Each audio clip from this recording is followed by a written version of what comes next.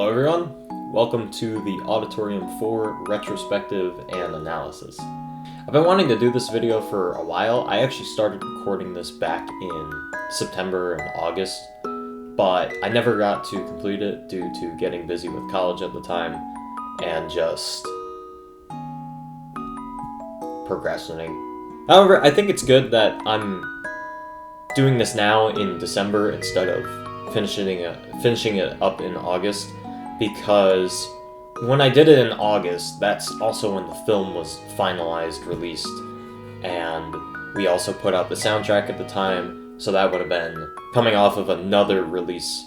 I think the time span from August to December also helped me forget what we did in a good way, not the techniques that we used. Once I watch, I think I'll remember what we were doing, but it'll give me a new set of eyes to look at what we're watching and what could possibly be done in the future to fix up those errors that might have not been visible back in August.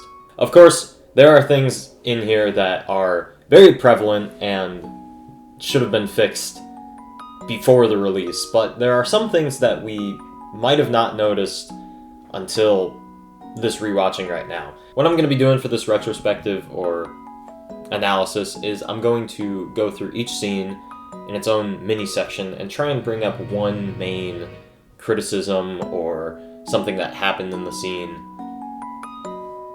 so that I can try and discuss what could have been done better or how we did it. And at the very end, I will go over everything and just general fixings that need to occur for the next film that I end up doing, which who knows when that'll be. As for films that have already been done, we actually just finalized a short film that we made back in June. The reason it took so long was we were trying to fix up some of the audio, which, from what I remember with the Auditorium, audio was also a big problem, so good to see that 2024 was full of audio mistakes. However, that will be released. That will be released in the coming week. So that will be our final project for 2024. Anyways, without further ado, we should probably start off with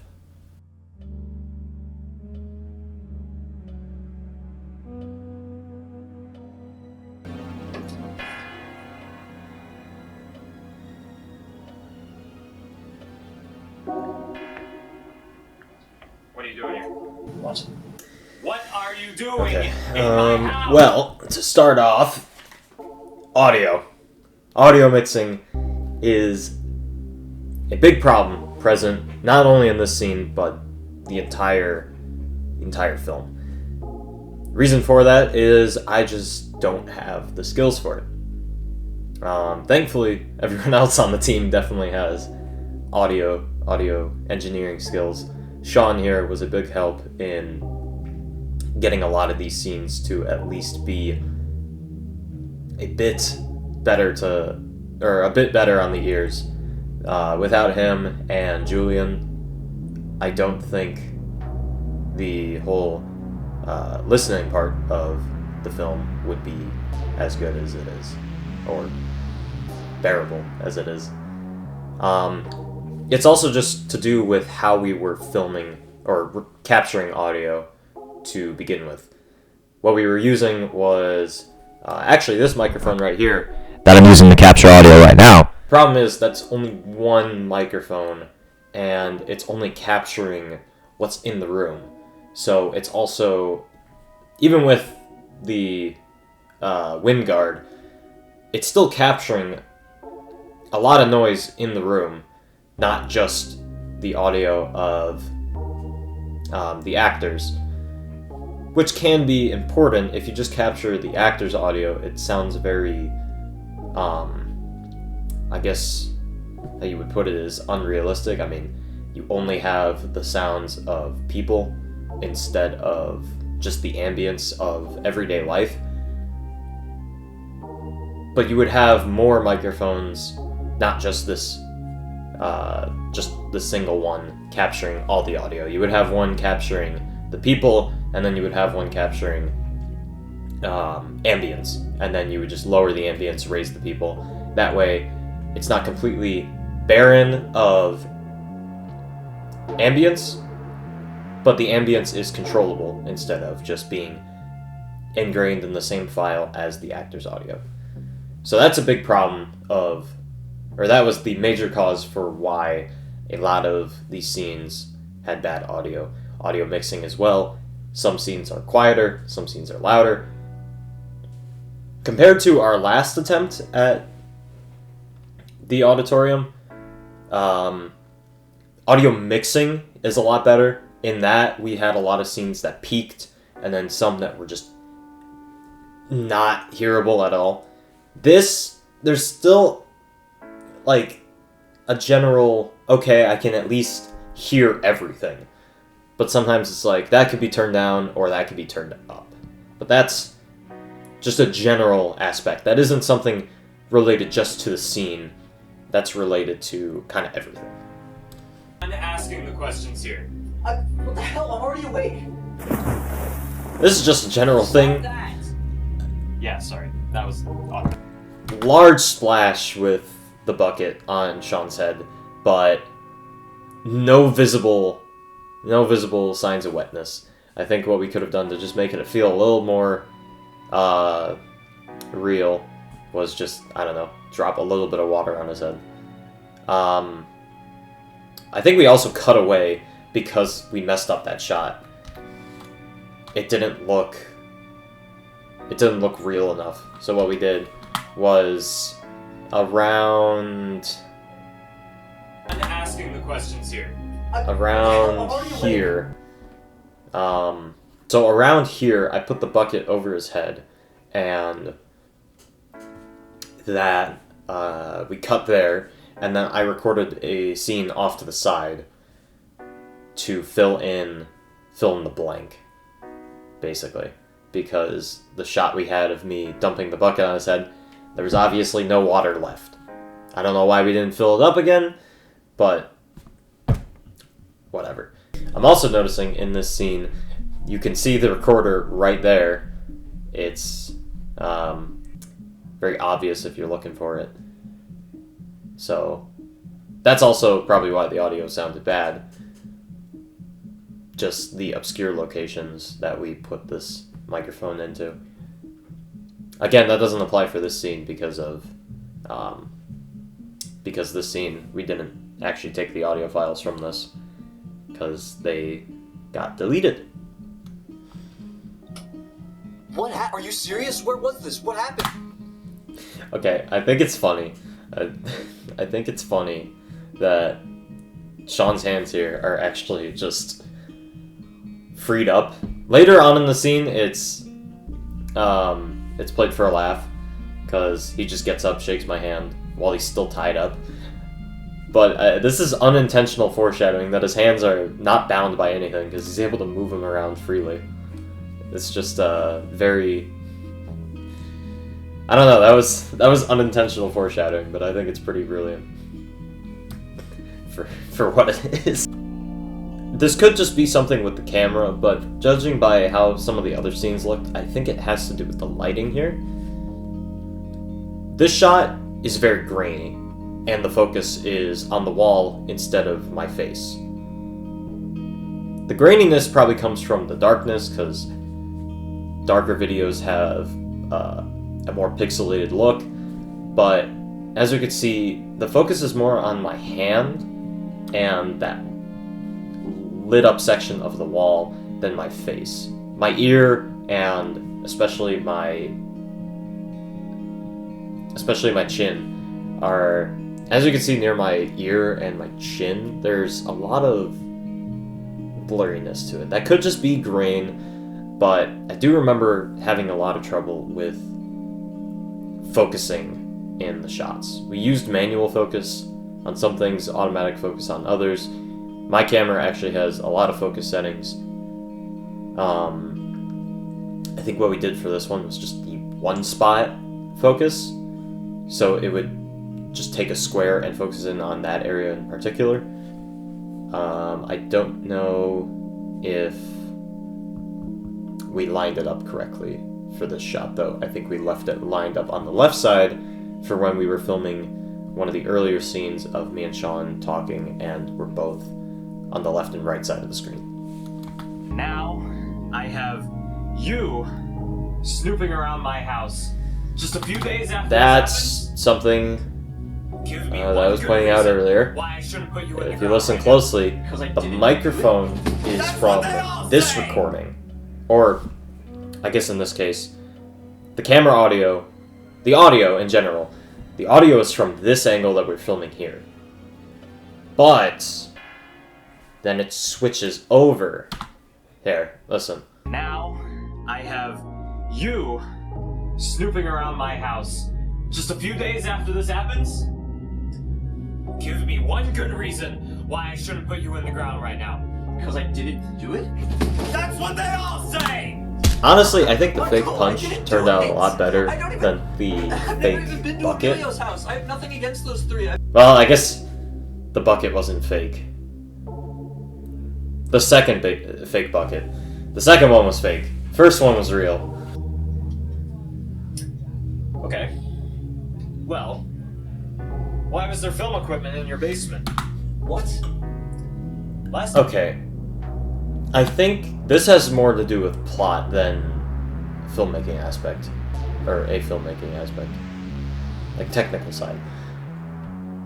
I don't think we explained the plot as much as we should have in this opening scene.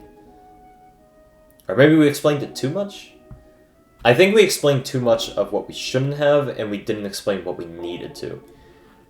For instance, these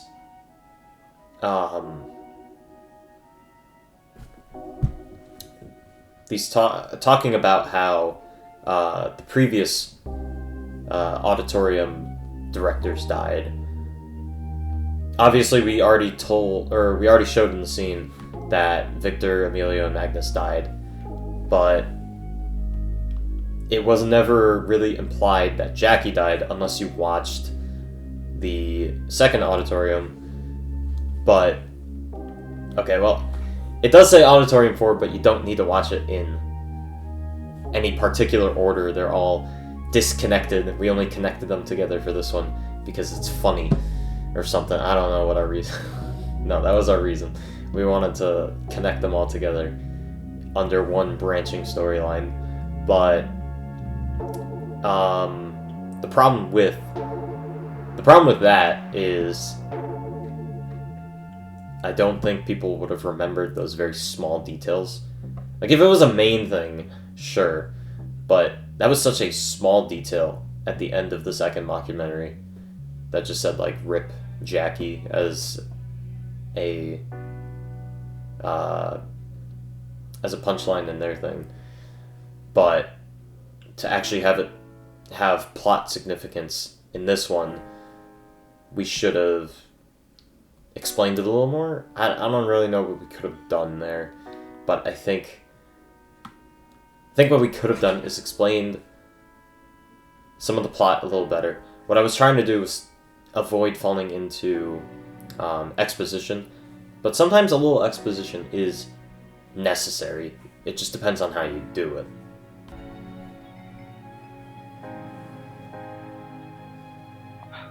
Evan? Save yourself. Okay, for this scene, I'm not going to play the whole thing because I actually remember what the problem was. This was a problem in the post-production when we were editing it.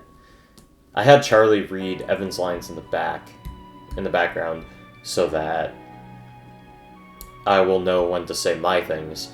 However, as a result, it was a lot. It wasn't too much of a hassle, but it was harder to edit this scene because I had to cut out Charlie's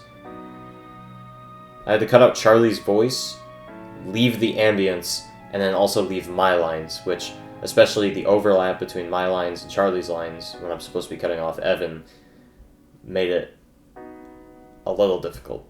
Obviously, we got it done, but this could have been a lot easier if what I did was just go at my own speed remember what the line was, read it to myself in my head, and then later on send Evan this snippet of the video so that he can time his audio between my audio instead of having to just record it on his own and then I put it in. Because that's what I did, and looking back on it, that was very stupid.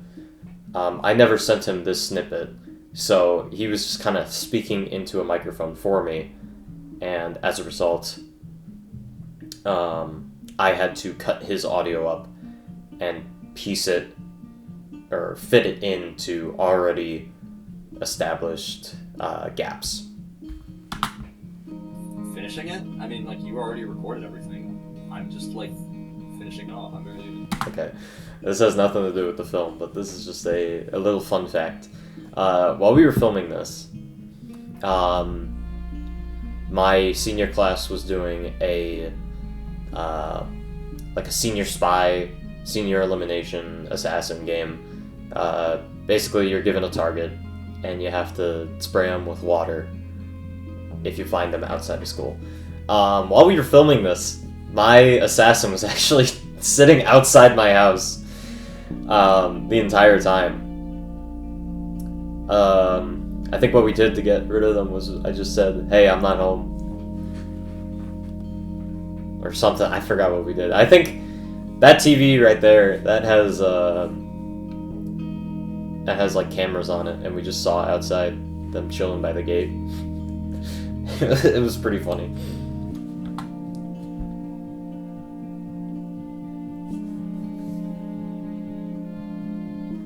Say what?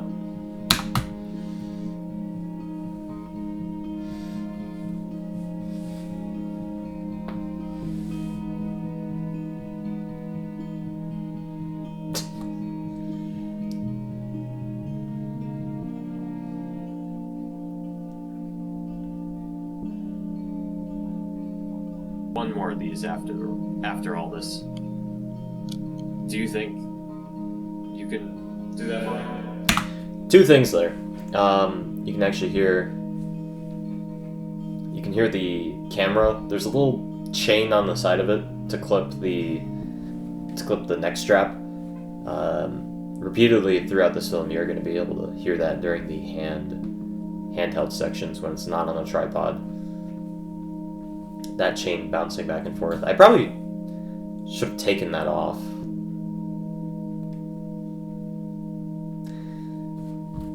Well, that's why we're doing this. Yeah.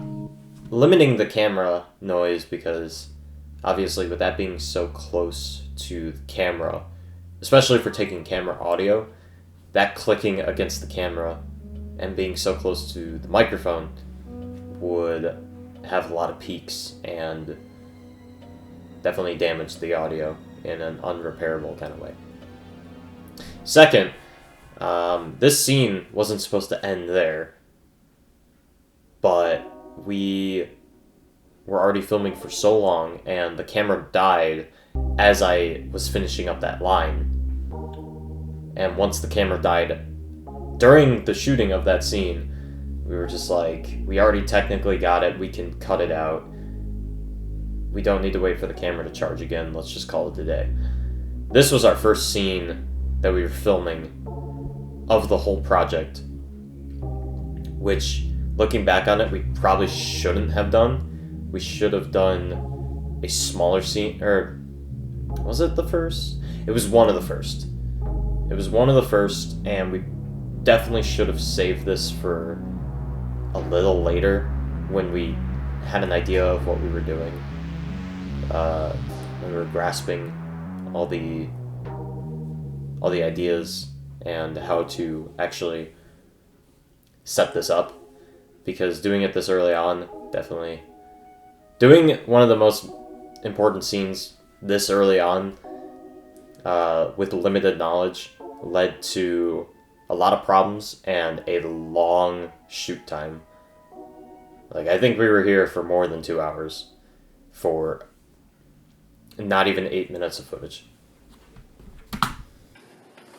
Yo, bro, why are you doing that? No, Piggy ain't dropped yet. Don't worry, the cast list's been out. Listen. I was never script smart, I'm pin smart. Intelligent sequel. Got him checking classroom like. Okay, I'm not actually gonna go over this section just because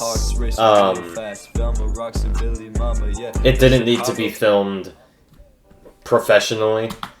It didn't need to be filmed professionally, but I just wanted to play through that intro because that was pretty big at the time, that whole meme. I was never book smart, I'm money smart. What I will say about this section, though, there are 3 things I want to bring up. First off, if you actually go through this section and look and listen to everyone who's speaking and everyone who's present in the scene, you will not see me. I intentionally did this so that it would play into the intro part in I've Gone Missing, I've Left Town. I was obviously present for a lot of this. Some of these I was behind the camera, some of these I was on stage in a different spot, but I just cropped myself out or I just didn't use that footage. I also didn't have myself talk in any of this. The only part where I'm mentioned is at the end. It's like, thank you to Michael for donating his equipment to make this possible, or something like that. Second, there were a lot of audio.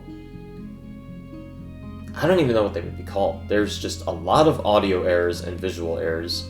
The audio, and it only happened in this section, which I'm grateful for, but the render split up the audio and just jumbled it in some areas. Life? Complaining. Can you believe they complain about life when they literally have TikTok on their phone? Come on now. You can do everything on your phone and yet you still choose to live your worst life. But as long as people pay me, I'm because... So that was very weird, and I think I did this before I started rendering.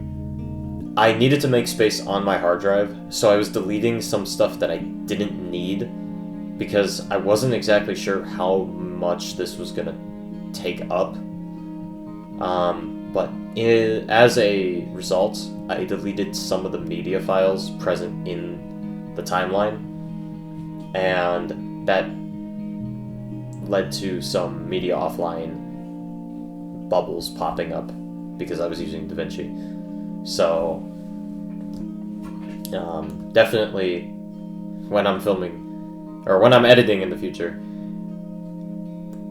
need to figure out what to do with rendering. I guess, I don't really know what I would do to fix that. I guess just render multiple times, or change my process with rendering.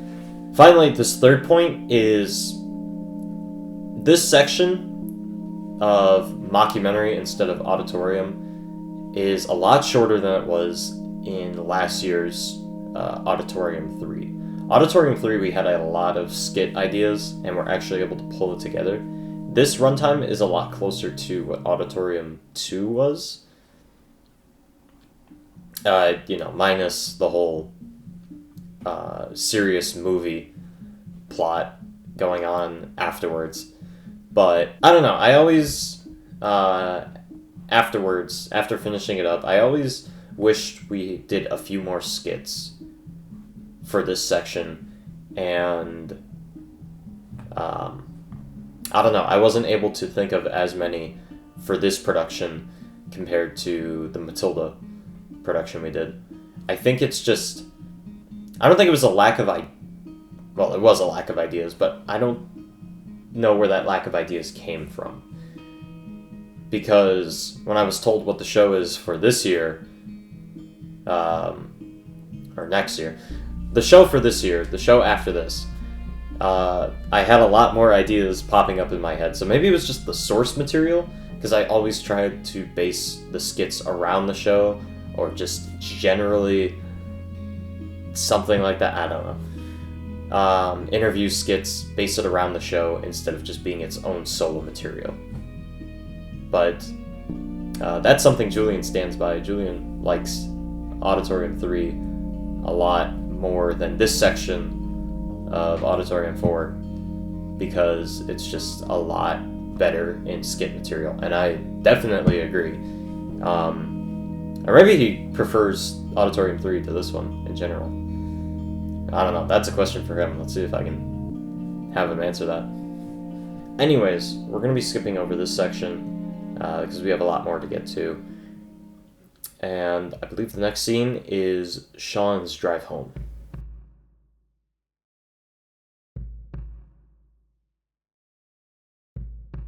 Take 2, cut.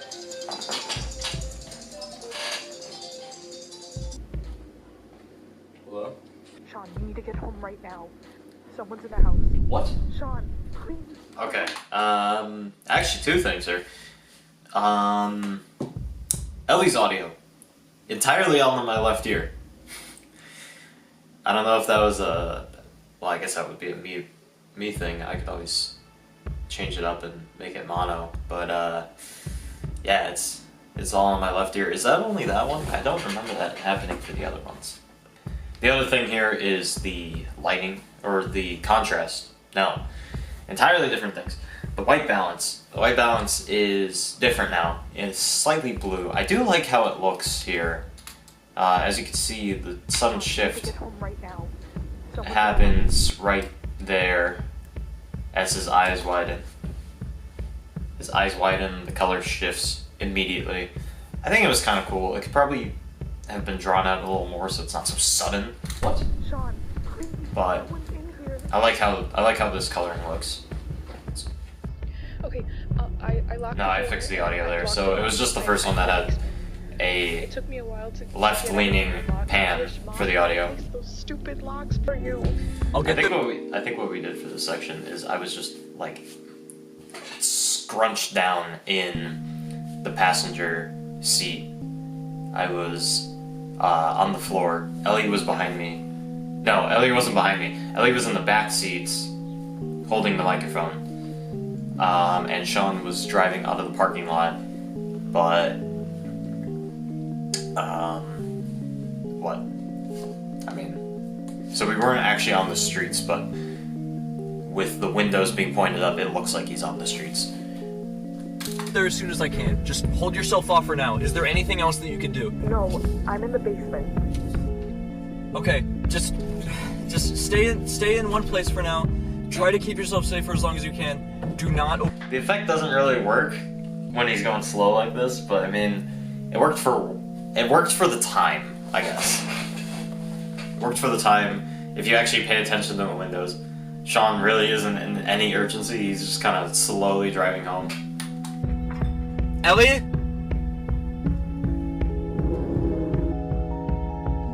So there, we did not actually want Sean speeding. So what we did was put the car in park, and we just revved the engine to make it seem like he was going really fast.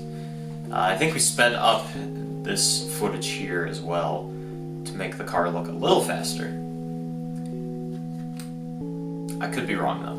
I could be wrong about that. Come on! Yeah, it seems like Come on! Peak the audio there. Also, I'm listening to it, and I think the soundtrack is technically impossible to play. I don't want to sound like the Golden Hour guy, where it's like, you can't play this song on piano, it's impossible. But I actually think this song might be impossible with actual instruments, because if I remember correctly, it's just one note on a viola. The bass drum part is fine. It's a little weird to read, but it can be done. But the string part is a whole note that starts and is tied to the very end, and that's like 16 bars. I don't think that's possible with a single bow. I would love to be proved wrong, but I don't think it's gonna happen.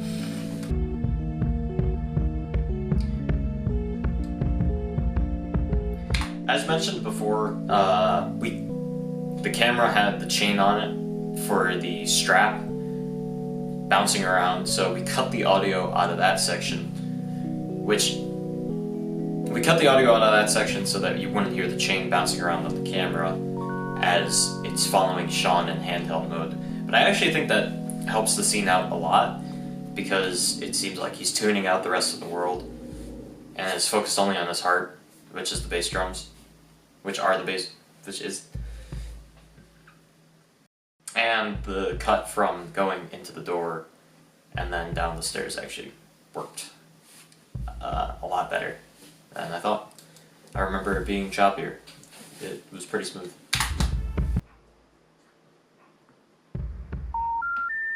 The number you dialed is... That sound effect could have been lowered a little bit. These sound effects could have been lowered a little bit, just to make it seem... Hey, what's Ellie's dead. Alright, well, my entire train of thought was interrupted by lots of ambience. Lots of white noise, lots of just noise in general.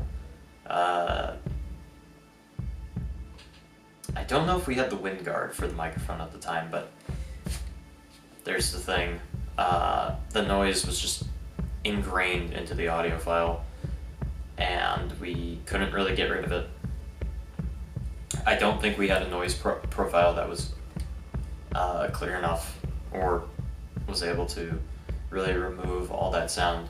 So what we did is to at least recover Sean's dialogue, we just raised it up, but as a result, you get the noise being a lot louder. What I was saying before that portion is I think this phone sound effects could have been lowered a little bit. That way it sounds closer to Sean and his phone than just being, I don't know how you would describe it, just part of the video. I don't know if that makes sense, but the audio is like closer to us than it is to Sean.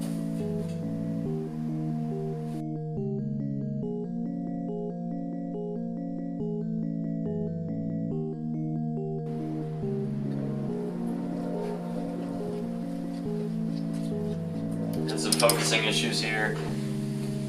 Oh, wait. I remember something. Oh, no. Watch this. Watch this.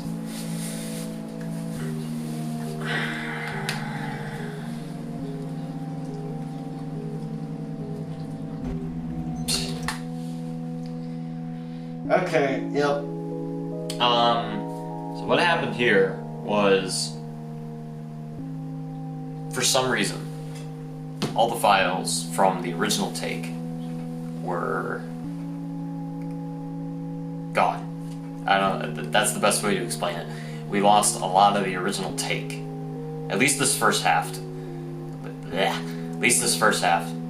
As a result, we actually had to film this like 5 months later, once we finally finished up production. Because we filmed that one back in winter, and we filmed this near the end once we got to post-production and realized, oh, it's gone. Magnus, Emilio, and Victor. I never knew them too well. You're really gone? Why didn't you tell us? I think there's a lot of space between the dialogue. And mostly that just has to do with how we filmed it. And how we filmed it was just, we would say a line, cut, say a line, cut, say a line, cut, move to the next camera angle, say a line, cut, say a line, cut, yada yada. And I was actually talking to somebody who has done directing and cinematography before on different sets. And he said that what will normally happen is an entire scene will be filmed from one angle, and then once the scene finishes up, they'll do another angle, and then another angle, and then in post-production they'll cut around to have all different angles. Obviously there will be some exceptions, some special shots have one angle or something. But that's a lot better than how we were doing it, where we had one person or one specific portion of dialogue being said, and then cut, and then start it up again. With that method, you have a lot of pause between each interaction. Now, no matter how much you cut it down. So I think for future, what we could do is we could definitely try and focus on getting more dialogue in each take. Instead of doing like 3 or 4 lines, we try and get all 20 or whatever amount of lines there are. That's obviously a lot harder, but that's how it's done. It'll also take more time, but I think what we kind of did is we just showed up the set and we shot. We didn't really do a lot of preparation.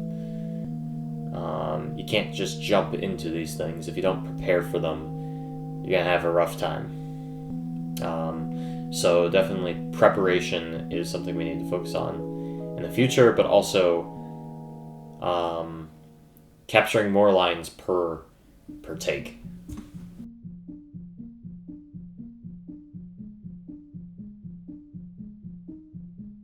What are you doing? Stuff. You know. Stuff.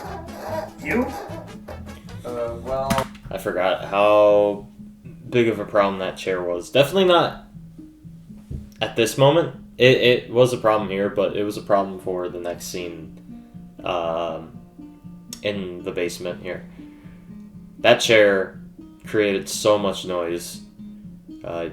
We had to have Sam sit perfectly still for all the dialogue in the second basement scene. I don't really know if there was really any way we could get around that besides maybe bringing a new chair. Like I said, maybe 2 microphones, but it was so loud, I'm sure the other microphones would have picked it up as well. Well, coming to the right place. What else do you know? We actually used Kevin MacLeod music, or Kevin MacLeod, Kevin MacLeod, Kevin however you say his name. The reason we used a lot of his music was we just ran out of time. We wanted to do a track for each of these scenes without we wanted to do a track for each of these scenes, and most of these were done by Sean. I believe Julian helped out a little bit. I don't know if he created any on his own. I created a few. I stepped in where I could. Colton helped out with a few. I don't think he created anything on his own. I think also assisting with Sean. Charlie created one, and that was about it. So even with all the people on deck, we weren't able to create an individual or a unique song for all of these. You don't know Jackie? Well, knew would be a better word. I didn't really know them, but I knew of their passing. How? The 9 to 5 mockumentary? Wait, aren't there obituaries at the end of the... I think with Sam's delivery there, that made me realize that we definitely didn't take advantage of redoing what we should have. I mean, we did, but if something wasn't said correctly in the right tone or of that likeness, usually we just went along with it. I wasn't able to be present at every shooting, but a lot of the days I was, a majority of the days I was there. And when something was said in a tone that I was like, it's not what I was originally imagining, but we'll just go with it. It may be fine there because, you want to get out quicker, but in the long run, once everything's finished up and pieced together, it's like, maybe we should have taken the extra minute to reshoot that and change how it was said or how it was done. Obviously there are time constraints. Some of these locations, we only had from one point to the other point I guess that's for everything. You only have so much time in the day to get a shot done. But I guess a lot of our time, there was a lot of time that was spent dilly-dallying and just not doing what we should have been doing. And if we managed our time a lot better, we could have definitely had time to reshoot what we thought could have been done better. That's on me. I could have been a lot more strict with, hey, we need to get this going. I was a culprit of my fair share of messing around. But as a result, that led to issues arising that couldn't be fixed because of time constraints. So delivery, just directing in general on not only camera angles and audio placement, like where to put the microphone, how people, directing them on how they're going to come in, all the other things.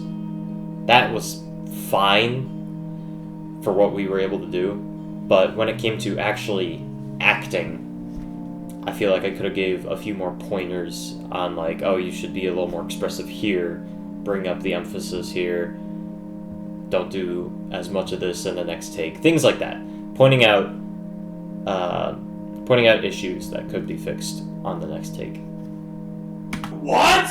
I left the camera at the school and the SD card is probably in there. Bro, are you serious? Oh, It's the okay. biggest- I think if I remember, this scene was done.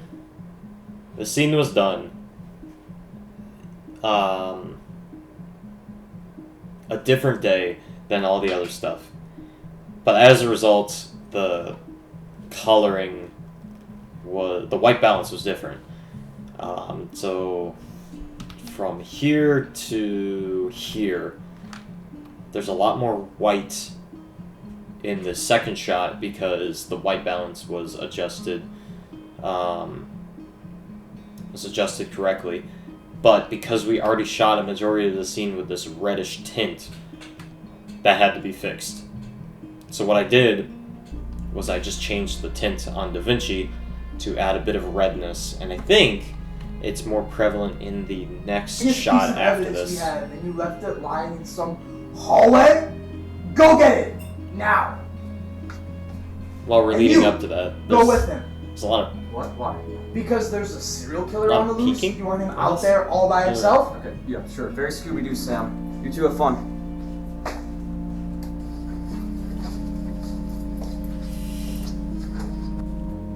Should I go Yeah. too? a lot of What? reddish Nah, tint. nah, nah. A lot of reddish tint, and just trying to make it match up with the previous coloring, which doesn't work as well. It looks very bleh, is the best way to put it. On another note, I think this scene brings up another major problem that we had kind of throughout the filming process, and that's continuity. Although we tried our best to keep things as consistent as we could between the different shots, we also made it harder on ourselves by doing a cut every line, because that leaves more opportunities for something to be changed around between the shots. But clothing being different, props being moved around in the background, something like this, the TV wasn't on before, now it is. Sam didn't have a cloak before, now he does. Although it was a technical problem, the scene before, half of it is in winter, half of it is in summer. Sometimes it's brighter out, and then other times it is darker. I think that has to play in with what I was saying earlier about time management. We didn't manage our time as well, and as a result, you have these big shifts in time, or even things being filmed, same location, same scene, different days. which can lead to changes in the environment, changes in the lighting, changes in just appearance, even though it may be the same clothes, hairstyles might be a little different. I think this problem will be fixed up with just... I think this problem would be fixed up by just fixing the other two problems I was mentioning earlier. If we are more consistent, or I don't know what the right word would be, but if we film a lot more within each shot instead of one piece of dialogue, cut, start again, one piece of dialogue, cut, start again, you know, combine it together so that we're doing whole scenes at a time instead of whole or bits of dialogue at a time, that's a way we can cut down on inconsistencies happening in the background or just in appearance, as well as managing our time better so that we're not taking multiple days to do a single scene. Once both of those issues are fixed up, I think the continuity part of that will be fixed up as a result, just as a little bit extra. Help me out here. Are you missing something? Don't believe so. I have the 9 to 5 one. And I have the Matilda one. Sean's got Chicago. I feel like we're definitely missing something. Yeah, me too. Was there something for the plays? Unless you count the really dumb edits. You know, the last episode the mockumentary Michael made was called the third one. When could that have been produced? I think we have that one. 9 to 5? I know Magnus would talk a lot about her. I'm thinking about this right now. Did I mess up my own continuity? Did I mess up my own story? Really dumb edits and the memes, then no, we really don't have anything in the plays to work with.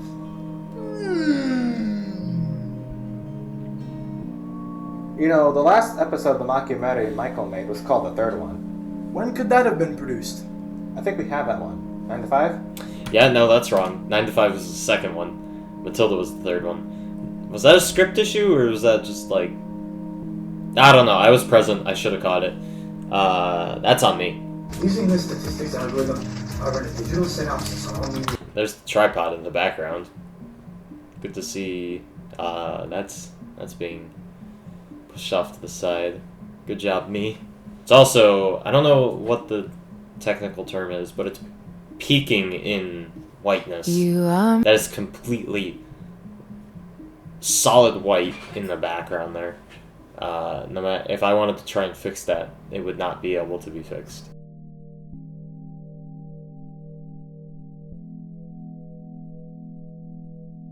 When you come back, we can review notes.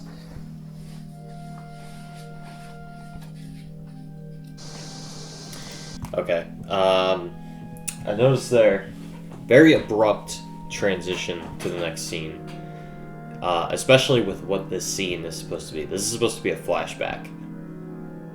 So, to have it just cut from present day to the flashback, just with a hard cut instead of any sort of fade or creative way of doing it, it doesn't really... It doesn't really make it present to the viewer without going further into the scene. Well, I guess you wouldn't know it's a flashback right away, but it's very abrupt once you realize. Instead of being like, oh, that makes sense on how we got to this flashback, it's like, wait, why are we in a flashback? So, usually an abrupt cut could work to transition to a flashback, and it seems like I just forgot to add a fade effect on that scene, or cut it early, because we see the camera kind of jitter a bit, like I'm shutting it off. Even here, there's a little bit of it on the next scene, like I just didn't cut it down from the starting bit. I think this scene would have worked a lot better. The transition would have worked a lot better if we followed Sean and Colton outside, get in the car, they conversate for a little bit, and then it transitions by fading out on Sean's face so that it's a little more connected. Sean would be in the same car, and as the car's pulling up, we expect Sean and Colton to get out, but instead it's Ellie. And then it's like, okay, that makes sense a little bit. That makes more sense than just cutting from Sam's basement to Sean's driveway. And? That's it. Okay, there's an abrupt change from camera audio to... I don't know how Michael had all those ideas. There's an abrupt change from camera audio to microphone audio. And actually, this is a perfect way to see that, because we have two shots coming from... We have a shot from about this distance earlier, and it's using the camera audio. They sound far away. They sound a little muffled. You know, there's a lot of noise between them and the camera, so the noise is being picked up in priority. But then with the microphone's actually hiding behind the PC right there. So Sean's basically speaking directly into it. But as a result, he sounds a lot closer than he actually is. And so it's a little jarring. It's kind of like having somebody who's all the way on a mountain sound like they're like face to face with you. It could work in some regards. I saw that working pretty well in Annie Hall. What? And Tom Christie said, no, Jew, not did you, Jew eat, Jew, no, not did you eat, but Jew eat, Jew, you get it? Jew eat? Max, you, Stop calling me Max. Why, Max? It's a good name for you. Max, you see conspiracies and everything. No, I don't. You know, I was in a record store. Listen to this. So I know there's this big tall... So yeah, while the effects can work, I don't really think it works here, because unlike that film that has a little bit more of an abstract style, you know, cutting in and out, showing hallucinations, things like that, this is a very just grounded situation. There's not like a dream sequence happening, it's just a flashback. A flashback from Sean's perspective. I don't know if I'm really getting my point across, but just the audio mixing is my main thing I'm taking away from this. What's that? Forgot your Starbucks. I'll be back later, okay? I promise.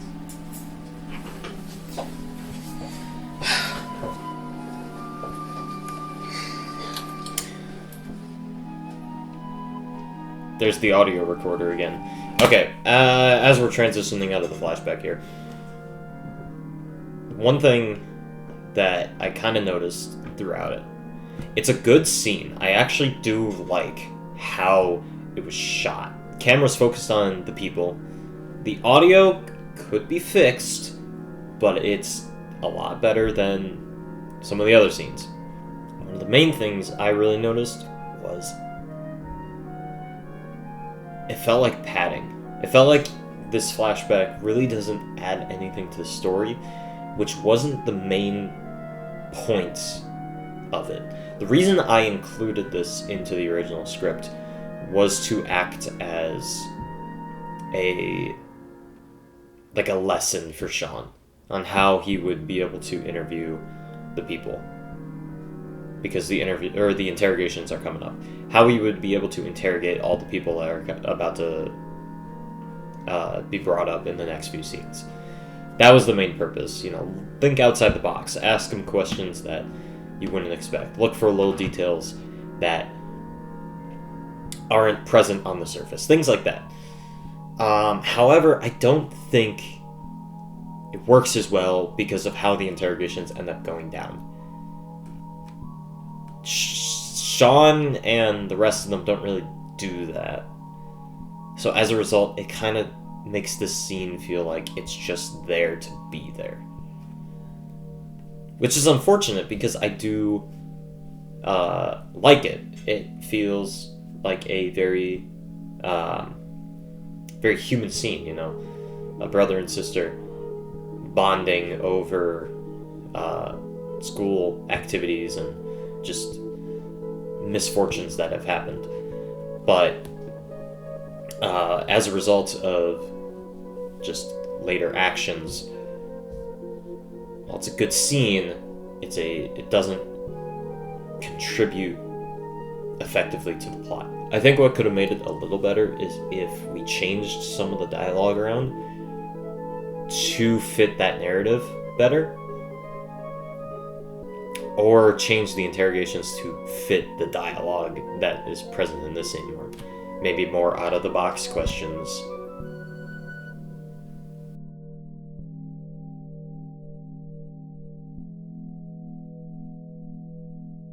Anyone that might not be fond of Ellie. That's another directional thing. I don't think Sam should have said it like that, but I let it slide. In the future, I need to be more on top of things like that. You know, hey, don't say it like this, say it like this. You know, direct. Virgo? Okay, we wanted to do an actual soundtrack for this portion, but because of how long it was and how we were running out of time, I just made a bunch of sound effects and MuseScore and put them on over the film. Can't possibly be her. Is there something we could have missed? That's another thing right here. Colton's using an earpiece. Sam just looks over and talks just by shouting across the room. Roy? Roy. Julian? Something else within these scenes is we wanted to make each one of them feel very distinct from each other. So instead of using the same color scheme that Ziamata's scene had, we applied a completely different coloring to Roy's scene and every interrogation afterwards, just to make them feel very separate. And while some of them do look good, I feel like, if I remember correctly, Maya's and might be the next one. I forgot who was next after this. No, Charlie was fine. Charlie's color scheme was fine. I just think it was Maya's. Maya's was a little...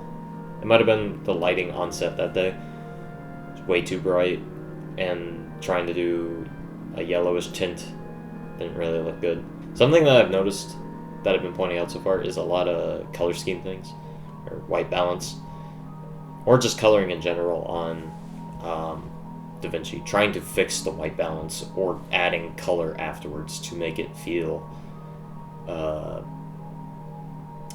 less like shot from iPhone, less like a just home video, but add a little bit more professionalism to it. Color grading and just white balancing in general is kind of difficult for me to fully do because my lack of experience with it. Sometimes I can get it good just by randomly setting different values, but there's definitely a formula to it, and I don't know that formula. So I'll definitely need to experiment more in future films. At least spend more time on it to fully understand it. Maybe just in taking clips from my phone and trying to change the colors around and make it look good. What do you mean? In Cell Block Tango, you saw Eric and Charlie on stage, right? He was the one getting murdered, not murdering. Well, yeah, but... If anything, I'd look into the murder specifically. I think originally we wanted Eric for this scene because it would make more sense for Eric to point the finger at Charlie, but Eric was unavailable, so we got Roy to fill in for a spot, and we had to change the dialogue day of. So that was fun. Not as bad as others, but...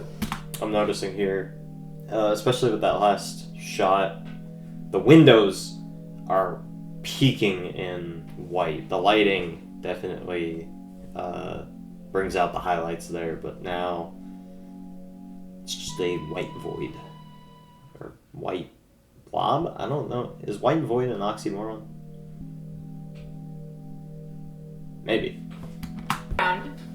One? Yeah. Not Look true. at all You were in a the- few interviews. Two, we have Look at all shown the film white. and we saw all your expressions. Three, even if we didn't...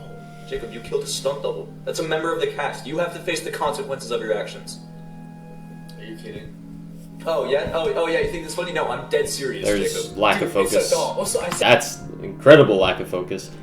Jacob speaking here, and it's focused basically nowhere in the shot right now. Should be focused on Jacob, but instead it looks like somebody took their glasses off. And I didn't do anything. I don't know. Maya. Sean. That sound effect sounded like a washing machine just finishing up. Oh, here's what I was talking about. Maya's color grading just looks...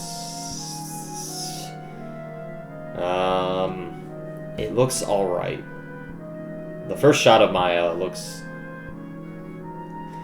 because the focus is off, so she's very blurry. But also, I wanted to ask about your relationship with Ellie. as you can see in the shot, it's a little dark. I'm so sorry. No, I'm just lying. We're here for justice. No, I'm just lying. Okay, It's not dark at all. Batman. Anyways, you've been in a couple shows with Ellie, correct?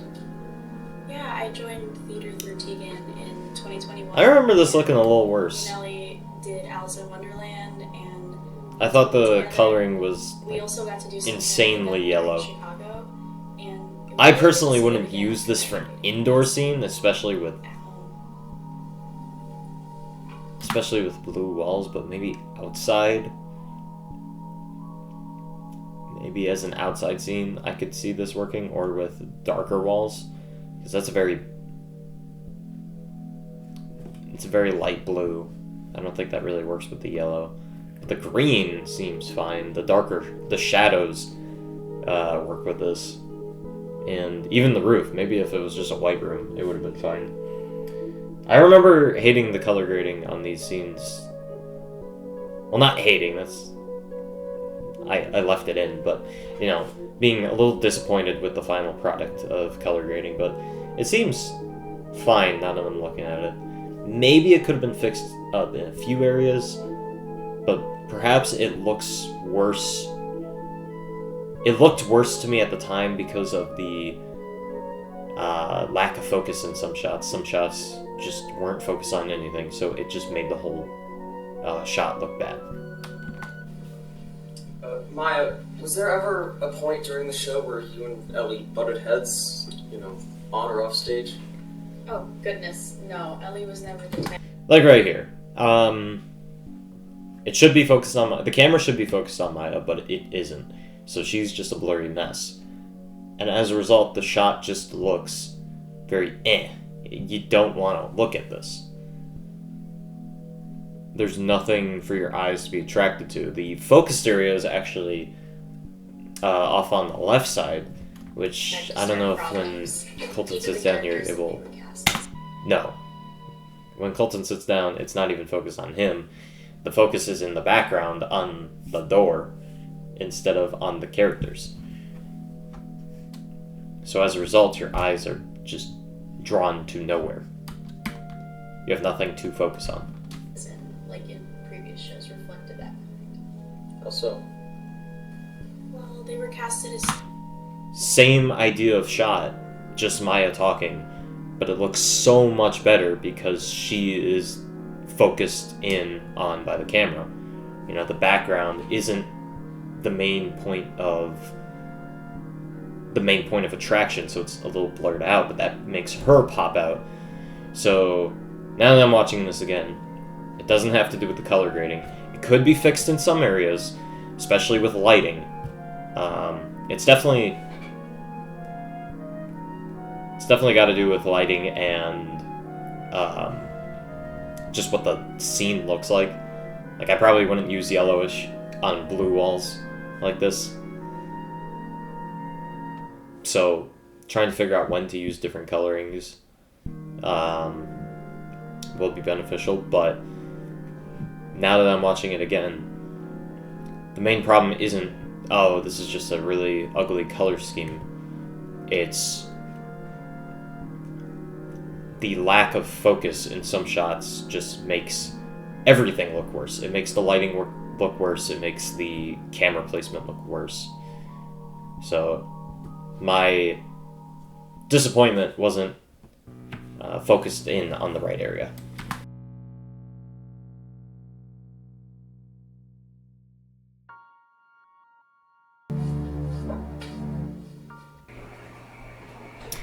think there's a single like black frame there that I just didn't connect these two clips together.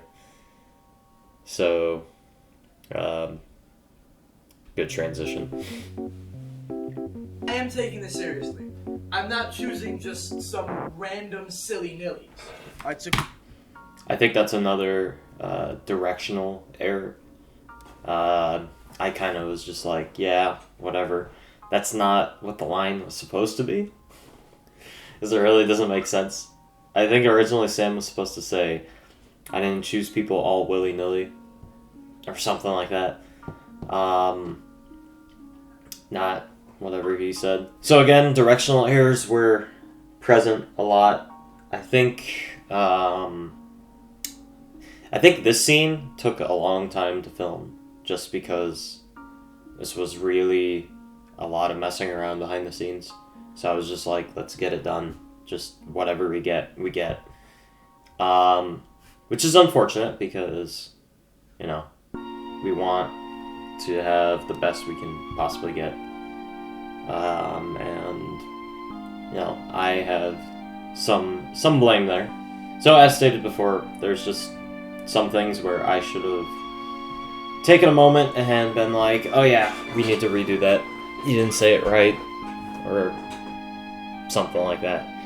Just because then it doesn't fit the script. And then, you know, when you're rewatching it, it's like, oh, that could have been done a little better. And maybe for one scene it's fine, but when it adds up over time, which there were a couple scenes here where I was like, or there were a couple scenes earlier in this where I was like, we could have redone that.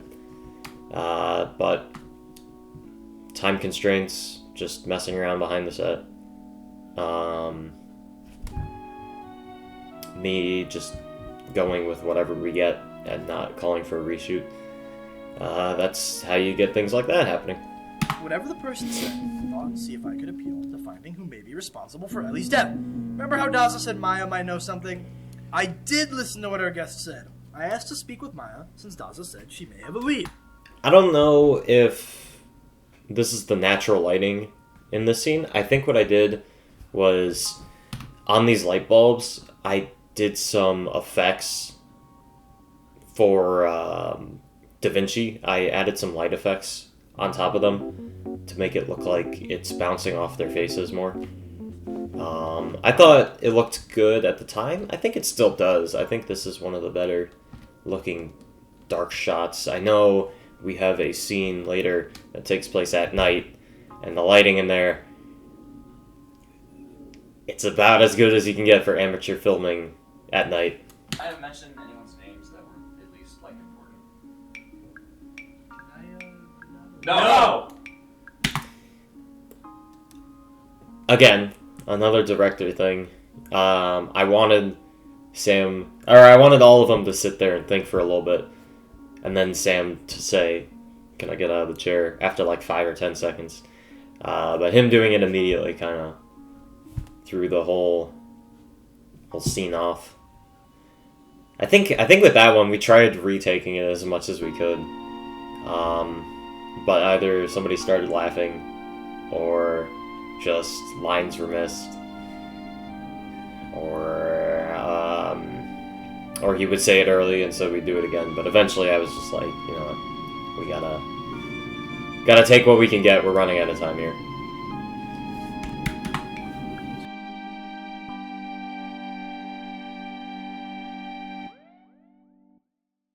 Help you with. Well, we were hoping. This scene is supposed to be... That shot was supposed to be from, like... That was supposed to look like it's coming from outside, looking in on the window. And you could see Sean's reaction, but the window had so much of a reflection that you could barely see Sean. Unless you really look at it.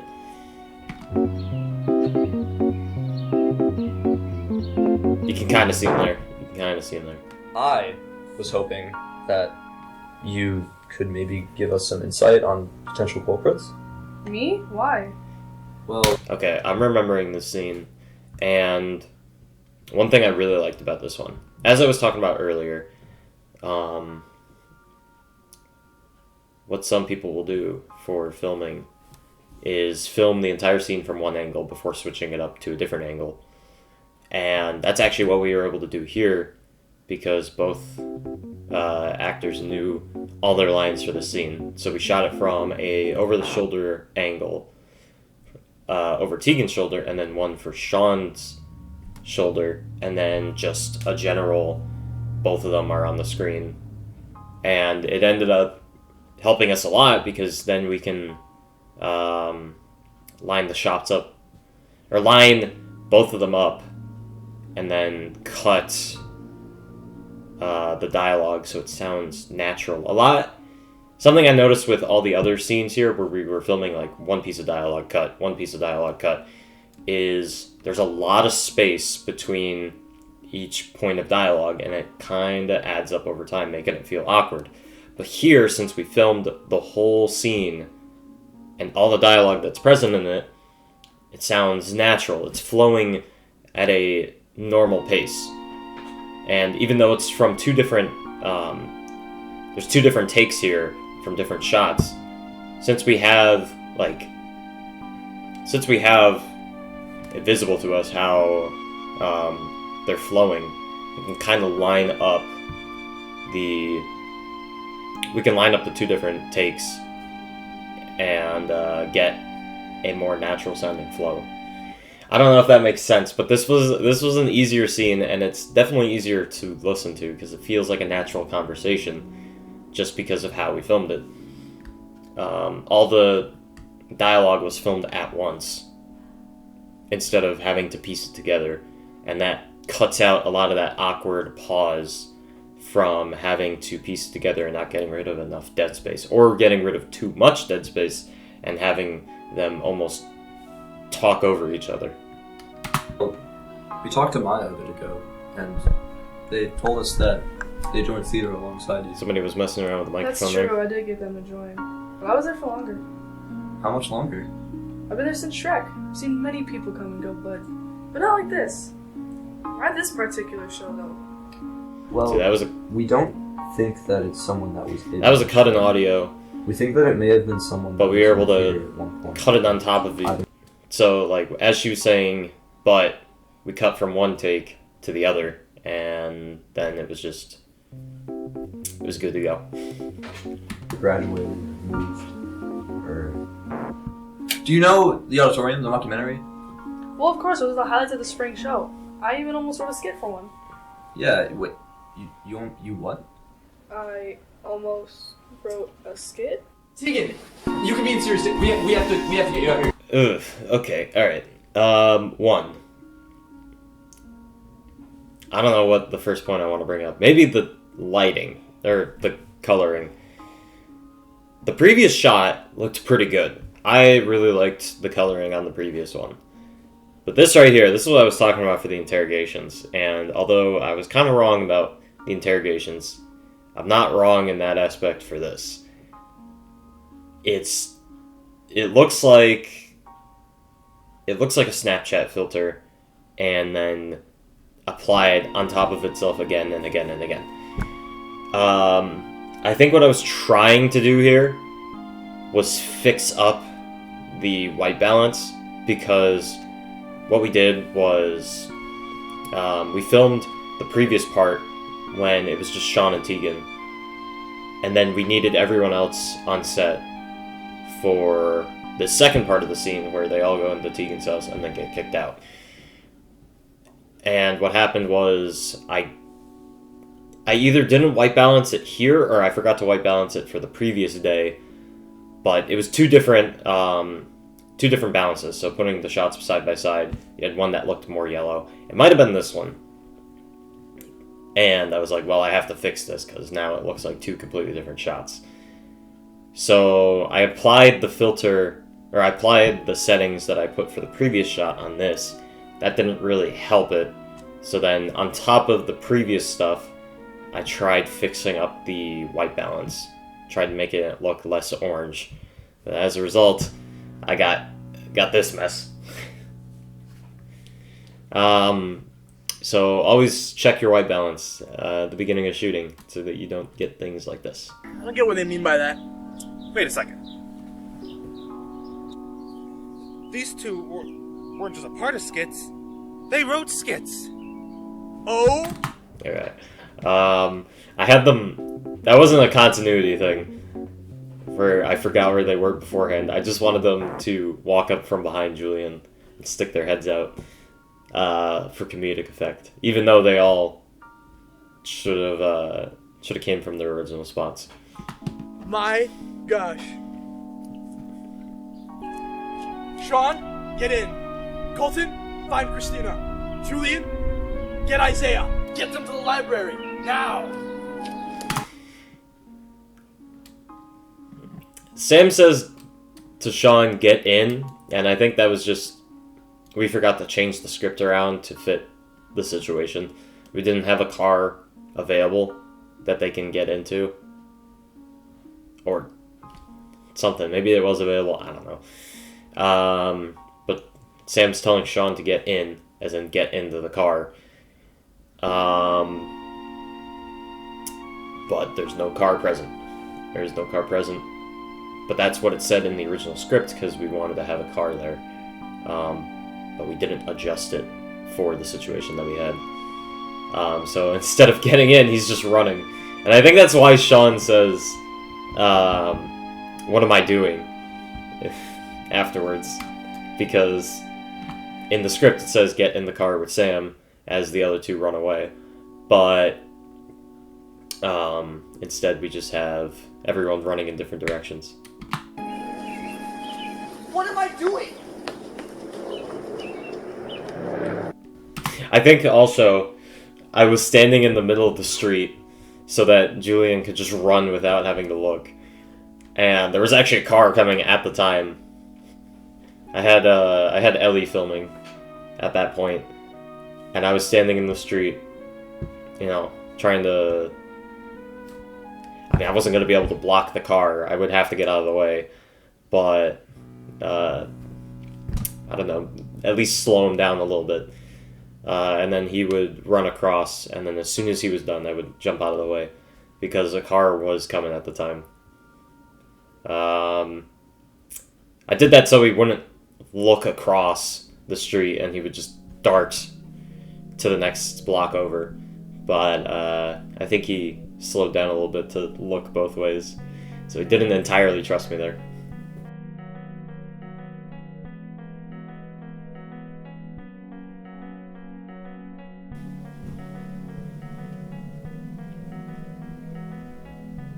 Sam.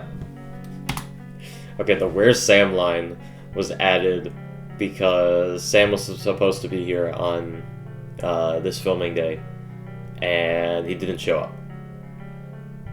So we just put that in there because we were like, this is the only opportunity we have for Isaiah and Christina to be here. We gotta get it done. So we added that little thing to explain why he isn't here, or, you know, add some sort of explanation. The characters don't even know where Sam is. That was the best we could do. Would you like to see photos? Maybe, sure, yeah, that one. He was a good man, but what's he got to do with all this? Okay, I think this is really cool, what we tried doing here. It might have not worked to the... It was pretty good for amateur, but maybe it could have used a little bit more work. What we were trying to do was, both of these interviews are happening at the same time. And as they're happening, it's cutting back and forth. And as, like, Colton asks a question to Christina, Isaiah would answer it. So it's like the exact same questions are being asked in both rooms, and we're seeing different responses from each of them. And I think eventually it's the same camera angles so that it easily, like, overlaps, and then also it shows the similarity in what they're doing. But then later on, when they're asked about Magnus, since Isaiah knows something, the camera angle lowers. The camera is lowered to the ground, pointing up at him, to show that he knows something, so he's in a higher position of power now. But then for Christina, when she's asked about the same Magnus question, the camera's looking down on her because she's lower in the sense she still doesn't know what's going on. Understandable. What? I mean, yeah. So we have a side profile All here. these people have in common.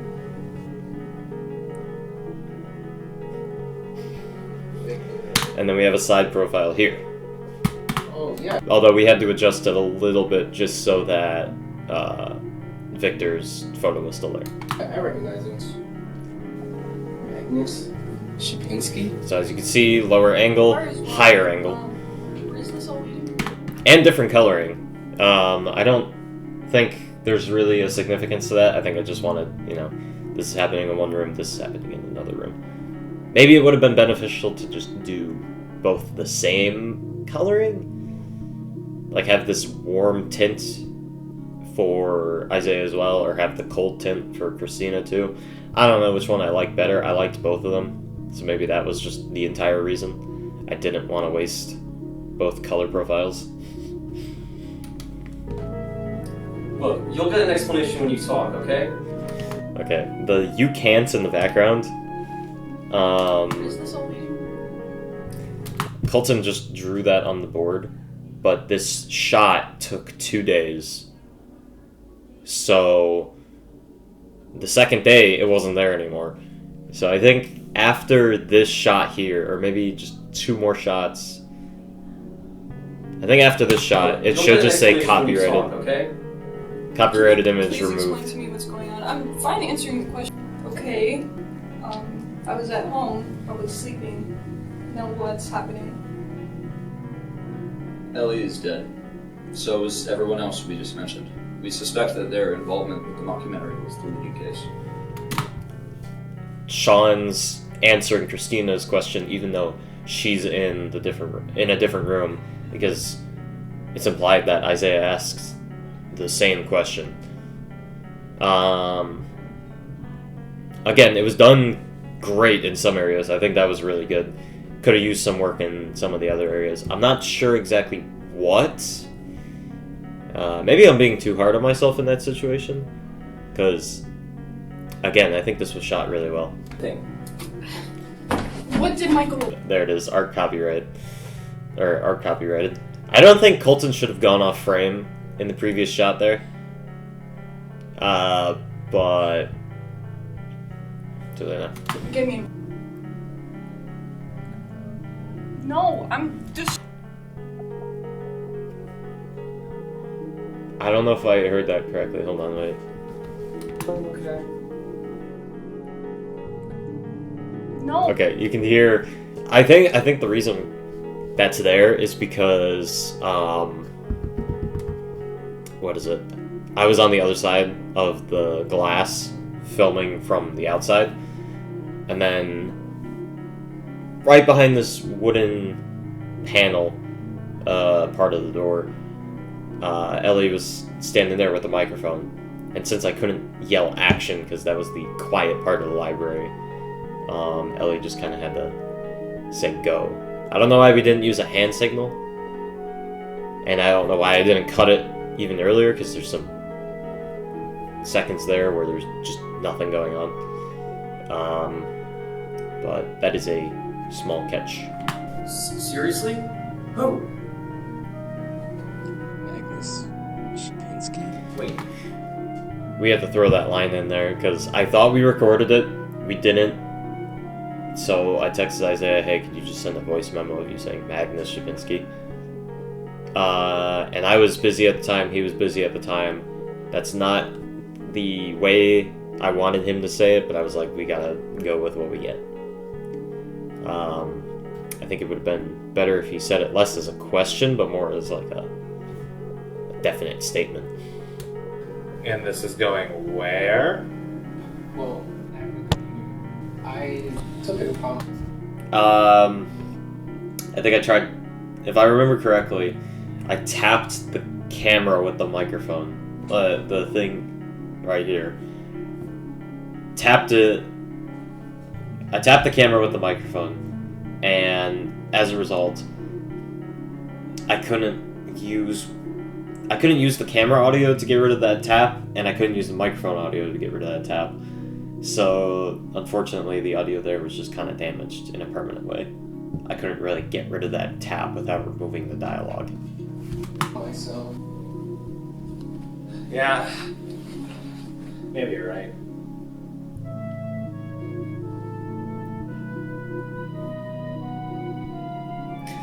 That was supposed to be a time skip there, although with the lighting being the same, it's not as obvious. I think what we could have done there is just lower the brightness and maybe add a bit of a yellow tint to show like the sun setting, even though the next scene is completely dark outside. Death before Ellie, except for Magnus, but maybe him and Magnus have different killers. Maybe. Stay back. That was also recorded off of Isaiah's phone and added later. And another thing I'm noticing, if you look at the window, it is completely bright out. Next scene, it's nighttime. So, something I'm seeing here is we need to make sure that we need to get all the audio. We gotta have a checklist ready of anything that's not filmed on camera but needs to be filmed on a microphone. We need to have a checklist there because it's easy to forget those things, especially when you have a lot of them. We missed two things right there. We missed Isaiah saying Magnus, and then we missed him like shoving his killer away. We could have done it a lot better on a better microphone, and I could have offered some direction if we filmed that while he was here. Okay, behind that is supposed to be Magnus. Magnus was not available to film this scene, so I took all the clothes I could that would hide my body. Well, it was still supposed to be hidden. You weren't supposed to see Magnus. But Magnus wasn't available, so I got under the hoodie. And I tried taping it shut as much as I could. And then I think we also tried to darken it. We tried using Da Vinci's coloring to add a big shadow around my face, but we couldn't make it look good at all. So I just got rid of it and was like, it's only my nose. I think you might see my eyes later though, so that doesn't really help out. This is the only scene where my face is really visible. After that, I think we did a good job of hiding who was really behind the mask. But the whole point of the scene is, although it was Magnus behind the mask, the characters are supposed to think it's Christina, especially with the glasses being dropped at the very end. Hey! Get back Isaiah! Please, Isaiah, get up, please. What the... We were also supposed to have an original soundtrack for this part. We really wanted to make our own chase music. And instead we had to use the Flee the Facility stuff. So that was fun. Cut! And there's another thing. I didn't cut that. I didn't cut that when I should have. And that leaves Ellie saying cut in the film. This is what I was talking about earlier about lighting in the dark. Very grainy. I had to raise the brightness a lot. Sometimes we got help from the street lamps. That wasn't too bad. This is pretty bad.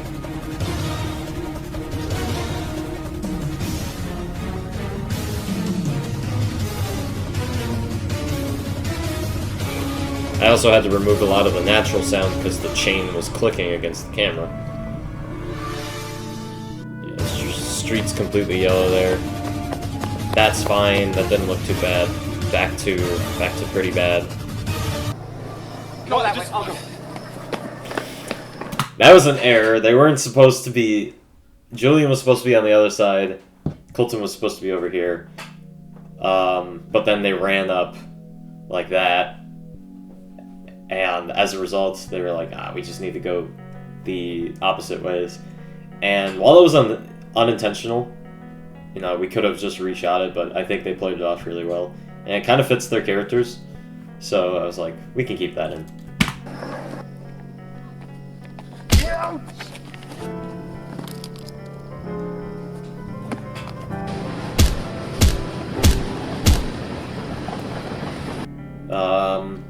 The audio there was something that Julian wanted me to personally add in. So I did that. I don't know what it's from. It's something called Angel. I can't remember off the top of my head. I was like, why not? Sure. It's a melody. And what? We cut away to the dead end sign there so that Colton can run over, because we didn't film a reaction shot of him noticing Julian getting hit. So that was a good way of hiding the fact that we didn't do that. Hey!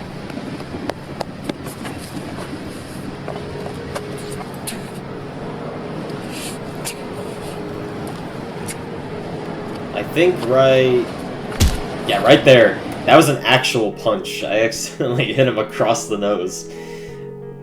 That's why I recoiled a bit. I was like, ooh, I didn't mean to do that. That might have been some actual pain there too, but I'm not that strong, so I didn't expect him to actually fall back.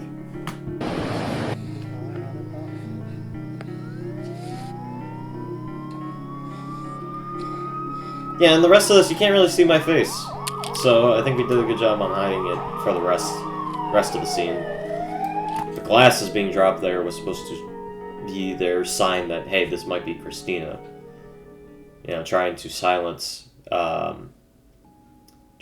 Isaiah. And then running away.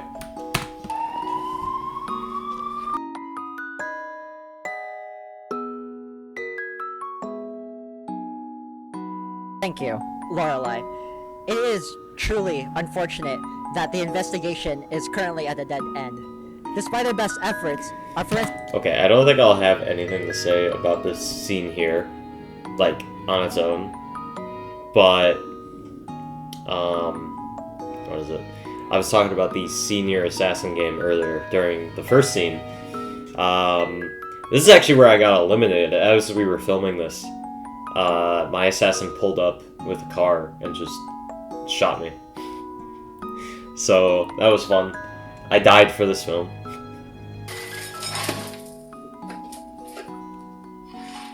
Laura could have poured this a little nicer. It's her own home. In the doorknob there, you can see the tripod, you can see me, and you can see the camera.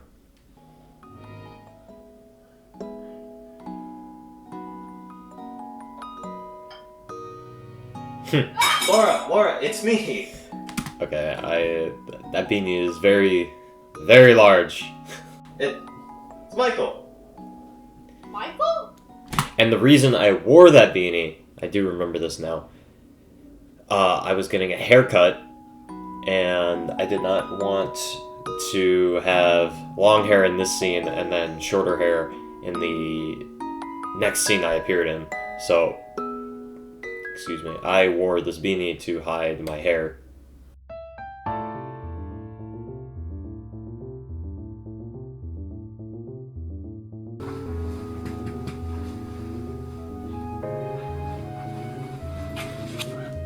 So two things about this scene. Underneath that sheet is supposed to be Julian, but Julian was unavailable for this because he had work at the time. So I am subbing for him. I'm underneath that sheet. Originally, I think we were gonna plan on no sheet. It would just be him like lying on the table. But because, you know, it's me and it's supposed to be Julian, I'm under there. And this is no longer Colton's basement. This is actually completely revamped. The wood walls are gone. There's a couch down here now. All this exercise equipment, I don't know where it is. Maybe Colton can fill in the blanks in the comments, please. but he's not up yet. We probably could have Just give fixed him the some lighting time. in this He's scene. a little Maybe a couple disoriented. flashlights. Just hung up. Aren't there 4 of you? That's the best we got. He got sick. Yeah, okay. You should be fine. Sorry. This scene is actually the first one I fully composed because Sean was needing some help. You know, one guy making a whole soundtrack through MIDI is still difficult, especially for the length of this film. So I was trying to help him in any way I could. And you know what? I think it turned out pretty good. Obviously, he went through music theory. He's going to school for this kind of stuff.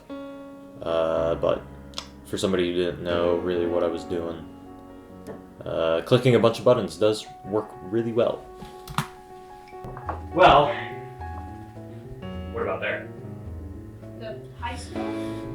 Okay, I remember we wanted this scene to be a little more in depth, but unfortunately, like a lot of the other things, for some reason, some of the scene or some of the video files from the memory card were just deleted.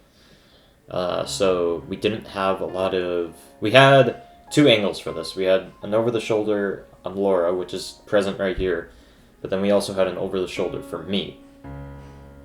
But for some reason, all those shots, or most of those shots, were gone. And it's kind of unfortunate because something I wanted to do with this, it made it. First off, it made it harder to kind of edit the scene because a lot of the dialogue was lost. So I had to reconstruct the sentences to work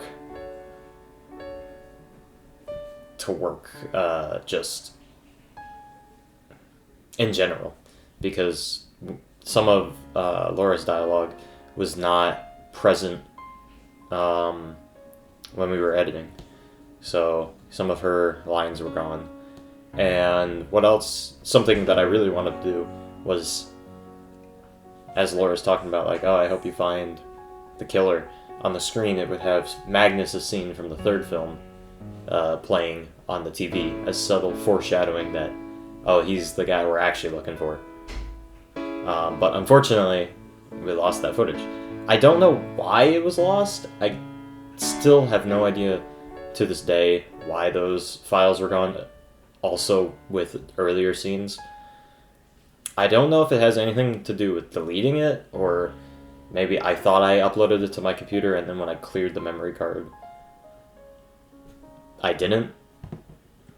I don't think files would just delete themselves like that. But I don't know. Unfortunately, I had to cut some of the layers to this. It's just a hunch.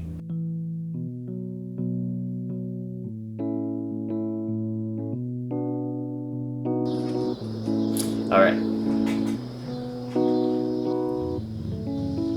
There's another black frame.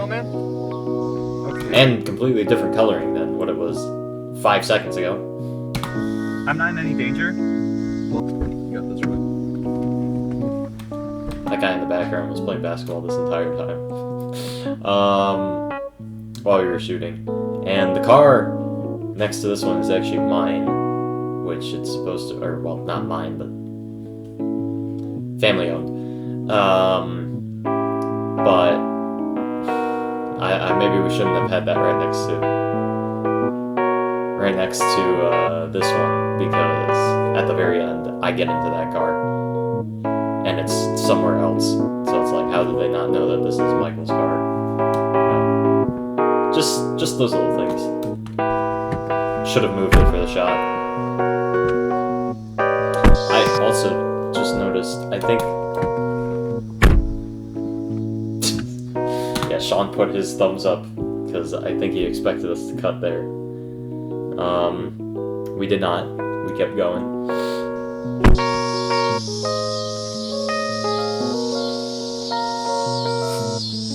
Oh, my trunk was also open, because we needed to get the film equipment out.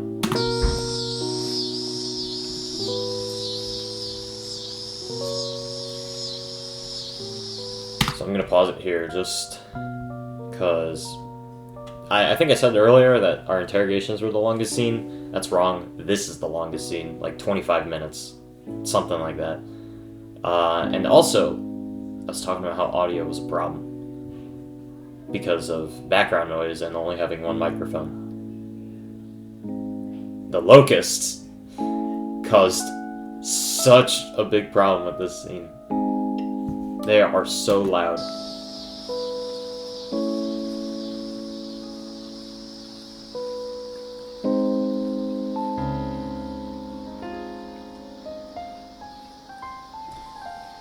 So with this scene here, what I wanted to do was just like a walk that was like, you know, a tension breaker or a tension builder. Like, oh, what's gonna go down when he gets over there? You know, this entire time is building up to the confrontation with Christina, and a really long shot of Roy walking over there was what I wanted to use as the tension builder. So what I had was a gimbal, just following Roy. I was walking with him the whole time, and I think it turned out well. It is a little long though, and maybe it didn't build tension as much as it should have. Maybe even with the song, I think the song is a little happy. It's a great song. I think it was composed well. Maybe it just doesn't fit the scene, at least in the way that I wanted it to. And this part, kinda. The beginning, though, I don't know. How are you, boy? Yeah. Locusts, Christina, wind, you don't have to do this. and people in the background, too. I'm just trying to protect myself. So it doesn't make this... The people in the background actually kind of ruin this. I mean, it's a public place. What we were going to do? Kick them out? But by having the people there, it makes this seem less like a hiding spot. Hey, I've seen someone watching me, and I don't know who they are or what they want. Christina, you do know what's going on, right? We actually had a guy, who saw us filming and was just kind of standing there as well. He was watching. He thought it was really cool. He found it very inspiring that we were able to do this with basically no money and just a dream in our hearts and hope in our eyes. So hopefully that inspired him to continue doing whatever creative things he wanted to do. Yeah, because he said he liked doing those things, but that was really cool to inspire somebody else. Oh, right, yeah. This was also filmed July 3rd, so people were setting off fireworks early for the 4th of July, so that was just... Oh, it was a mess. It was a mess, but we got through it. I was at home. I came here as soon as Another thing you can see is it's getting dark fast. I guess it's a bad idea. So the lighting doesn't really match up after... Yeah, like right there. It got really dark really fast within like 5 seconds. Elmwood Park can sleep easy tonight, knowing that the main suspect of the Isaiah case, Christina... This was filmed off my phone. And as you can see, it's whatever her really last bright. name is, has been apprehended. It's almost like it's the next day, which it's not. It's supposed to be the same night. We added a green tint to try. I feel like we could have darkened this a bit more to at least try and fit it in. But watch this. Right here, and next it's gonna be really dark. Watch this. A red car. Unfortunately, that's just what happened when we were filming this. When you're filming outside, especially after it starts to get dark, you gotta be quick, because I was thinking the sun would take longer to go down. It goes down fast. So if you want consistent timing without having to go out for multiple days, you gotta be fast. You gotta keep in mind when to be out there, because I think some of these other shots we went out way too early, and it messed up our entire time card. So I think for future, if I'm ever planning to shoot outside, I'll need to look in advance, like when the sun is going to be where, just so that the lighting profile is the same. It really is another. Unusual. Michael detained her, and that was. Okay. With this scene where we're all kind of gathered around Christina, it was very difficult, especially around this time with the holiday going on. It was very difficult to get everybody to the set on the same day. So what we had to do was, originally I was thinking of having everybody just kind of gathered around and all speak in the frame, but because not everyone was available, one day we had just Andrew, Charlie, Lorelai, Christina, Sean, and me. I think that's everyone. So what did we do for that? Unfortunately, Christina had to leave a little early, so while we wanted to show Christina in this shot here, she had to be out of frame because she wasn't there at the park anymore. So it's pointing up at Charlie and Andrew, and they're just kind of guessing where Christina would be, along with Roy, since Roy knelt down to help her. So between these two is where Roy is supposed to be, but he isn't there. And I think in the previous shot, they were a bit closer together, like they didn't need this much room between them. But at the time we didn't know, because we weren't really sure. Reaction would happen after only 20. We weren't really sure who we needed. Like, who we needed where, what was going on. And then in this scene, we actually lost Andrew, so we needed to zoom in on Charlie. I think I have an idea. I think. This was filmed on the other day, the day that everyone was there. Actually, no. I'm confusing my own timeline. The reason I'm confusing my own timeline is because it was a mess. It was a mess of people coming in and leaving just because of how late it was, when it was, how late it was on the days, what days we were actually shooting this scene, and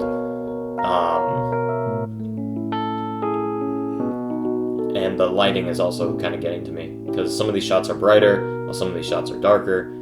Like this one I think was filmed maybe later, when I realized we didn't have it, or something. Our timeline was all out of whack. We did not keep track of the timeline here. We were just like, we need to go, get whatever we missed. We were in rush mode at this point.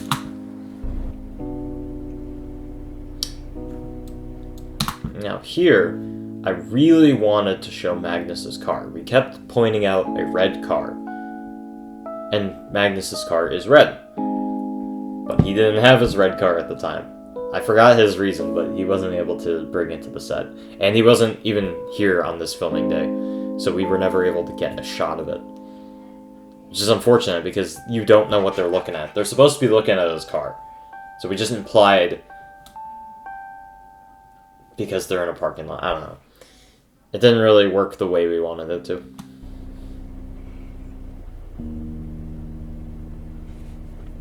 Sean. Sean. What? Was that always there? Oh my gosh. Wait! Get out! Run!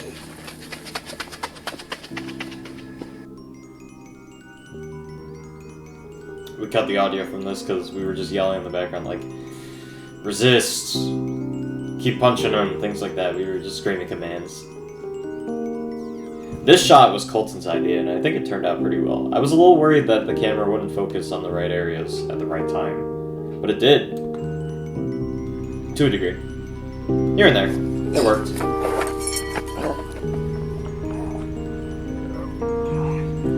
It's not ending here. Not on my watch.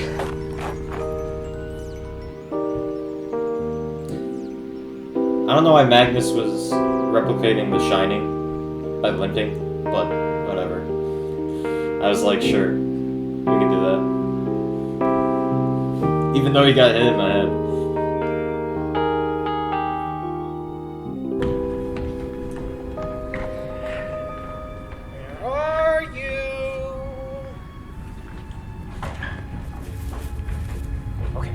So what's the plan? I'm not sure. You can't hide forever, Michael. What if we call Andrew? Yeah, Probably long gone by now. just cut the block. I said the line, like, you can't hide forever, Michael, so that Julian would have an idea of when to come in. That didn't really work, because then I had to cut that part out. I'd still have some ambience. We didn't have that ambience.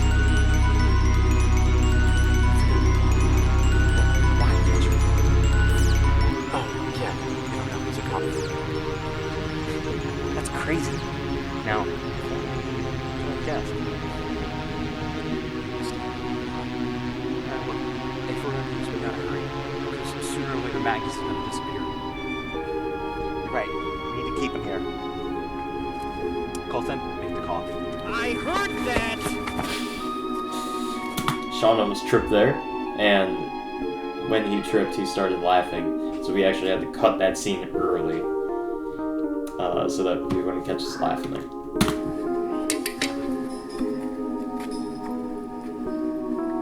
Now this is just a big old montage of us luring him with sounds, like he's Springtrap from FNAF 3. In the background there, you can see Sean and I think Colton playing on the swings.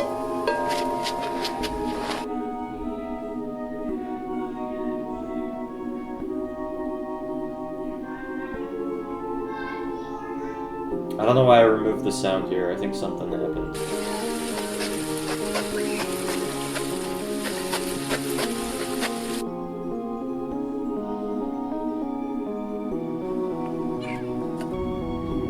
Big gamble, Colton.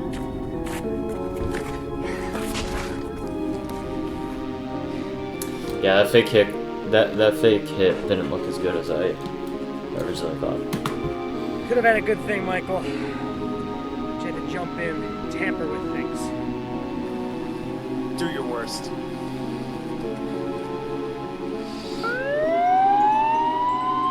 Magnus Shapinsky, drop the bat and put your hands up. Oh, for some... Oh, wait, that was from the render.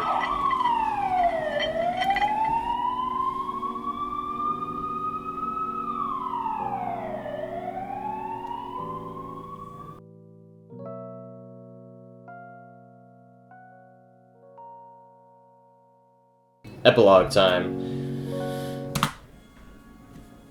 So actually, something I'll quickly say on this. I actually wanted to do another flashback here. That's why I went downstairs and was coming out. Originally, I wanted to do a flashback with me and Victor, and we kind of filmed it, but we didn't get to finish it, and so I just scrapped the idea. Some parody of The Office. It's not about fame. It's not about money. It's not about anything like that. It's about community. It's about getting everybody together one last time to enjoy what we put together. That's good. I like that. Yeah, right? I think I still kind of stand by that a little bit. I don't really have anything to say for this final scene. Only really two things. You know, I was saying there, like, oh, it doesn't matter about how, like, professional the mockumentary looks. Like, it could just be a 1-minute video of a bunch of different clips thrown together. This is more talking, this is as meta as we're gonna get. Just talking to the audience and the people who were there for the mockumentary. You know, hey, it doesn't need to be like this. It doesn't need to be a full production. It could just be a quick 5-minute video of a bunch of clips from when we were making our shows. That's all that's needed. It doesn't need to be something like this. I don't know if they're going to make another one. Sean was thinking of making one, but then he was like, this was actually a good place to end it. But it's a good place to end it story-wise, but we started the story here and ended it here. I wouldn't be opposed to seeing, like, more clips. Like, parody clips, a bunch of interviews, things like that. I wouldn't be opposed to that. Story, maybe. Hey, if it could be like this, but better, I'm all for that. I won't hold it against anybody. It's not my idea. Alright, I gotta go, so I'll see you around.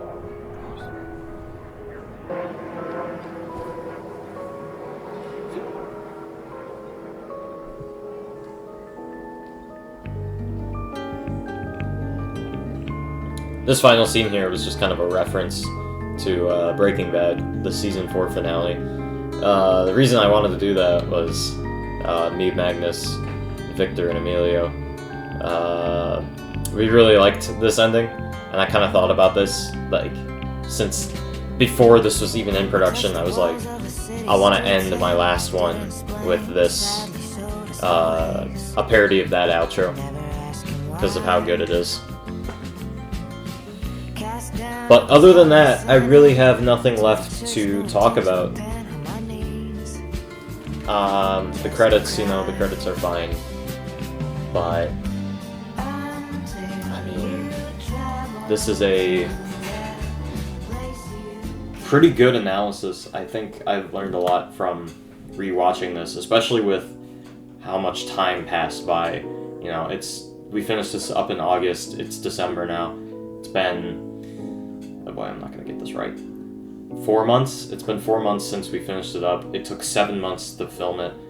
My 2024 year was dedicated to finishing this and making this a reality. I was not expecting to make a 2-hour film, and I ended up doing that. And while that's probably the major reason why there were a lot of problems, it's an eye-opener. Did it just cut? Okay, well, camera died. It seems like 2024 is just full of these recording errors. Camera being full on memory card, dying, batteries dying, files getting deleted, just a bunch of different things. It's been happening since the beginning, and I doubt 2024 will be the last of it, but hopefully I can prepare better in the future. So I'm just going to finish my thoughts over on the microphone. Enjoy some, old footage I found on my memory card that didn't get deleted. As I was saying, while maybe making a 2-hour film as the first, major, feature film should have been stuck to an hour or something, 2 hours is overboard because you have so many things you need to keep in mind. But it's actually, I found it beneficial because I can look back on this and realize a lot of these different areas need some work.